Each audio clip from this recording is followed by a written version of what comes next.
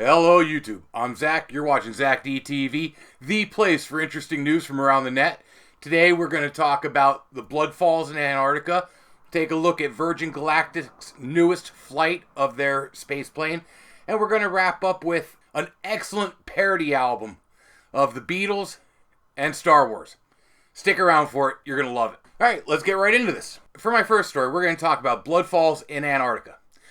Scientists have finally figured out everything there is to know about the blood falls. Now, to give you a little bit of background, blood falls were found back in 1911, and it wasn't until 2006 that scientists were able to figure out why the liquid oozing out of this is red. They found that it was because of an algae that is within the water. But at that time, they still didn't know why water was flowing. These are the falls that are found in the McMurdo Valley, and thanks to radio echo sounding, they have come up with why or where these falls' source of water lies. Jessica Badgley from Colorado College was able to track this flow back up into the glacier, and what she found was astounding. They found that under the glacier there are lakes, rivers, whole areas full of heavily salted water. They figure this water has been trapped in there for over 1 million years, and because of the heat generated by the glaciers moving, plus the high salt content, it is able to remain unfrozen and flow out from underneath these glaciers. At that point is when the algae turns red because it hits the oxygen in the air and it oxidizes real fast. It's still pretty amazing though that, salt water does lower the freezing temperature of water, but the average temperature in that area is negative 17 degrees Celsius. That's 1 degree Fahrenheit for all you people here in America. So it is extremely cold there, but yet it's still so salty that this water doesn't even freeze 31 degrees below freezing. But hey, that was just something cool I wanted to talk to you about. Haha, pun intended. Let's move on to the next topic. Back in December, Virgin started testing its Unity spaceplane. This was the first time since the crash of the VSS Enterprise. That's the one that killed one pilot and seriously wounded another. Which, by the way, he's okay. He made a full recovery. But December was the first time they put their other ship into the air. These were unpowered flights, unlike the one that broke up in the air.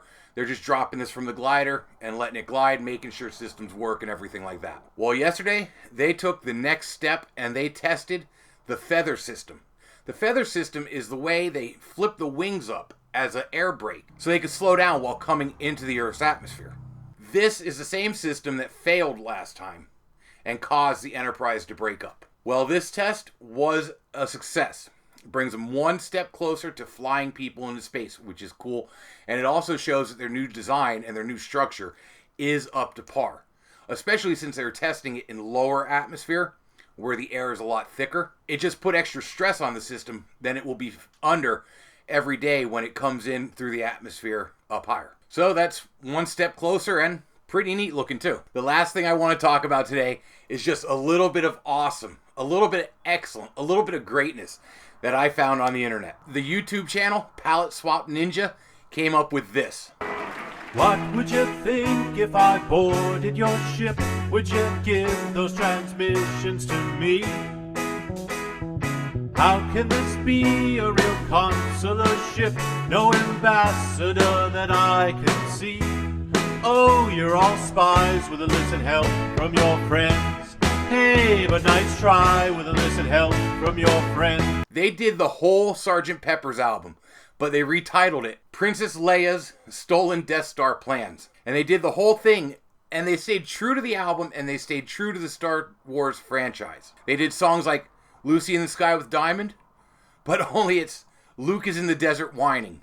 Or When I'm 64 became AA23. It's a song about rescuing Leia. They say they did this as a tribute to the 50th anniversary of the Beatles album, Sgt. Pepper's Lonely Hearts Club Band, and the 40th anniversary of Star Wars. I think they did a great tribute here. I'm going to put links in the description below. There's a link for the free download of the album, and I'm also going to put a link to the playlist in YouTube. Check it out. They just did a great job with this, and the nerd in me is loving it. Well, with that, I'm going to call it a day. Keep in mind, I'm here Monday through Friday, 5 days a week. It's Tuesday, so I'll be back tomorrow morning. I'll see you guys then. Be safe.